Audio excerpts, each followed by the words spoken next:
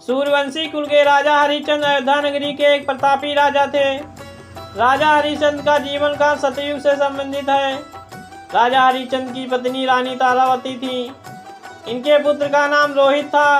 राजा हरिश्चंद्र अपने वचन पर अड़िग रहने वाले, सत्य के धर्म पर चलने वाले थे। राजा हरिश्चंद्र अपने धर्म की मर्यादा को कायम रखने के लिए अपने स्वप्न को भी सच मानते थे, उसको पूरा करते। परोपकारी राजा हरिश्चंद्र नित्य दान करते।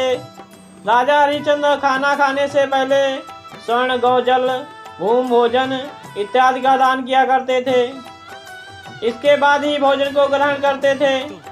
राजा हरिश्चंद्र ने सत्य के मार्ग पर चलकर अपने महल और नगरी को त्याग दिया। समय की करवट उनसे उनकी पत्नी और बेटे को भी छीन लिया। एक रात राजा हरिश्चंद्र को एक स्वप्न आया कि उन्होंने अपने महल को किसी ब्राह्मण को दान कर दिया। जब सुबह आँख खुली तो वे स्वप्न की घटना को भूल गए। नित्य काम निपटाकर जब हरिश्चंद्र अपने दरबार में गए तो उस दिन उनसे मिलने 1100 ब्राह्मणों के साथ महर्षि विश्वामित्र वहां पर आ गए। महर्षि विश्वामित्र के पैर धोकर राजा हरिश्चंद्र ने उनका स्वागत किया। राजा हरिश्चंद्र को स्वप्न की घटना याद आ गई। अपने स्वप्न की मर्यादा को रखने के लिए उन्होंने विश्वामित्र से अनुरोध किया कि क्या आप मेरे महल को दान में स्वीकार करेंगे। महर्षि विश्वामित्र ने राजा हरिश्चंद्र के प्रस्ताव को स्वीकार कर लिया। राजा हरिश्चंद्र ने सभी ब्राह्मणों को भोजन करवाया। दक्षिणा देने के लिए महर्षि विश्वामित्र ने उनको रोक लिया। कहा, अब इस संपत्ति पर कोई अधिकार नहीं है, इनका आप पहले ही त्याग कर चुके, दान कर चुके हैं। इतना कहकर विश्वामित्र ने राजा हरिश्चंद्र, रानी तारावती के और रोहित के आभूषण उतरवा लिए। दक्षिणा की मांग करने लगे। राजा हरिश्चंद्र ने निवेदन किया कि मैं पहले आपको सब कुछ दे चुका हूँ, अब मेरे पास देने के लिए कुछ नहीं है। इस बात पर विश्वामित्र ने अपने महल हमको समर्पित किया है, वह दान है। हमने आपके यहाँ भोजन किया, उसकी दक्षिणा अलग से चाहिए। हम यहाँ पर 1100 ब्राह्मण हैं, कम से कम एक स्वर्ण मुद्राएं तो दक्षिणा में देनी चाहिए, अन्यथा तुम हरिश्चंद्र ने 1 महीने का समय मांगा। विश्वामित्र ने उन तीनों को अपनी नगरी से बाहर जाने को कहा। वे वहाँ अयोध्या नगरी में रहकर काम नहीं कर सकते थे। हरिश्चंद्र अपने परिवार के साथ शिव नगरी काशी पहुँच गए। काशी में पहुंचकर हरिश्चंद्र ने काम ढूंढने की कोशिश की, लेकिन उनको कोई भी काम नहीं मिला। विश्वामित्र का ऋण चुकाना का आखिरी दिन था। राजा हरिश्चंद्र गंगा घाट पर बैठे थे। राजा हरिश्चंद्र ने मां गंगा से प्रार्थना की, अगर मैंने अपने जीवन में सत्य धर्म की निभाया है तो आज मेरे धर्म की रक्षा कर लेना। रानी तारावती वहां आई और कहने लगी कि आप मुझे बेच क्यों नहीं देते। एक पति होते हुए मेरा धर्म है कि तुम्हारी रक्षा करूं। मैं तुम्हें बेचकर अपने पति धर्म से नष्ट नहीं करना चाहता। रानी तारावती अपने पति धर्म की रक्षा के लिए खुद को बेचने का निश्चय किया और काशी के बाजार में खड़ी हो गईं। रानी की आवाज़ लगाई कि कोई है जो मुझे खरीद सकता है। तब वहाँ एक पंडित आ गए। पंडित ने कहा कि मेरी पत्नी बीमार रहती है, मेरी पूजा की तैयारी और मेरी पत्नी की सेवा कर सकती हो तो मैं तुम्हें खरीद सकता हूँ। रानी तारावती ने हाँ भर दी और अपनी कीमत मांगी। पंडित ने 500 मुद्राएं देने को कहा। रानी ने उन 500 मुद्राओं को लिया और राजा हरिश्चंद्र के चरणों में समर्पित कर दिया। कहा, अब वह दासी बन गई हैं, इसलिए वह उनसे दूर जा रही हैं। वह पंडित तारावती को दर्दनाक स्थिति से बालों को पकड़कर घसीटता हुआ लेकर गया। हरिश्चंद्र ने अपनी आंखों को बंद कर लिया।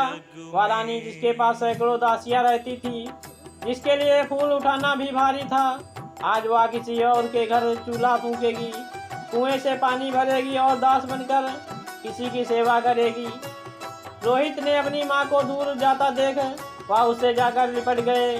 पंडित ने उसको दूर जाने को कहा।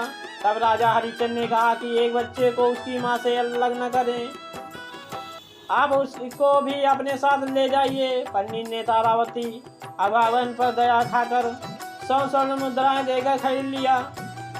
ऋषि विश्वामित्र के वचन के अनुसार अभी 500 स्वर्ण मुद्राएं कम पड़ रही थी। राजा हरिश्चंद्र खुद को बेचने का निश्चय किया। काशी के बाजार में हरिचंद खुद की बोली लगाई।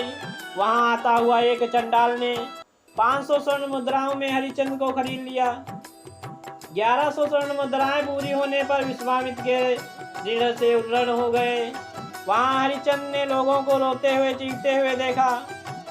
मुर्दे जल रहे थे। अब से हरिचंद को यहीं पर शमशान का पहरा देना था। वहां पर अंतिम क्रिया के लिए आने वाले लोगों से कर वसूलना और कफन के कपड़े को लटाना हरिचंद का काम था। मुर्दे के साथ आने वाले चावल और पिंडदान में आने वाले पिंड को खाकर हरिचंद को पेट भरना पड़ता था। शमशान में सोना और वहीं पर रहना पड़ता था। इतनी विपदाओं के बाद भी राजा हरिचंद ने अपने धर्म को नहीं छोड़ा और पूरी निष्ठा से अपने धर्म को निभाने में लगे रहे। एक दिन पंडित जी ने रोहित को पुष्प लाने के लिए बगीचे में भेजा। वहां रोहित को काले नाग ने डस लिया। रोहित वहीं गिर जाता है। किसी ने रानी तारा को सूचना दी कि उसके पुत्र को सांप ने काट लिया है।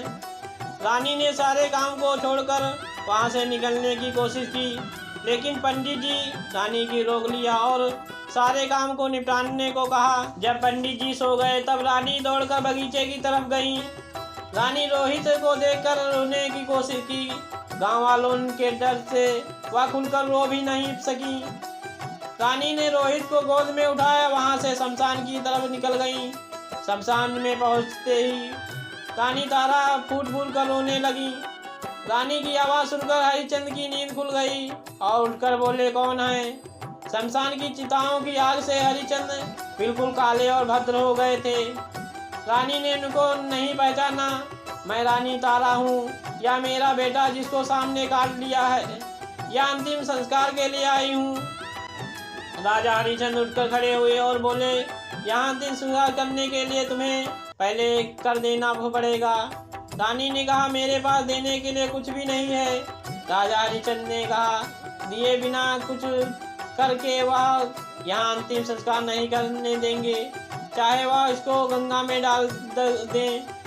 रानी ने अपनी साड़ी के पल्ले को फाड़कर हरिचंद को दिया। रानी का पीछा करते हुए गांव वाले लोग वहां पहुंचे। लोगों ने रानी तारा पर इल्जाम लगाया कि वह गांव से चोरी करके यहाँ आई है। चंडाल ने हरिचंद को तलवार थमाते हुए बोला कि इसकी गर्दन काट दो। तलवार हाथ में लेकर राजा के हाथ रुक गए। रानी तारा ने कहा कि आप अपने हाथ रोकिए मत, ये आपके मालिक का आदेश है। पत्नी अगर चली गई तो वापस आ सकती है, बेटा चला गया तो भी आ सकता है, लेकिन धर्म चला गया तो कभी नहीं आएगा।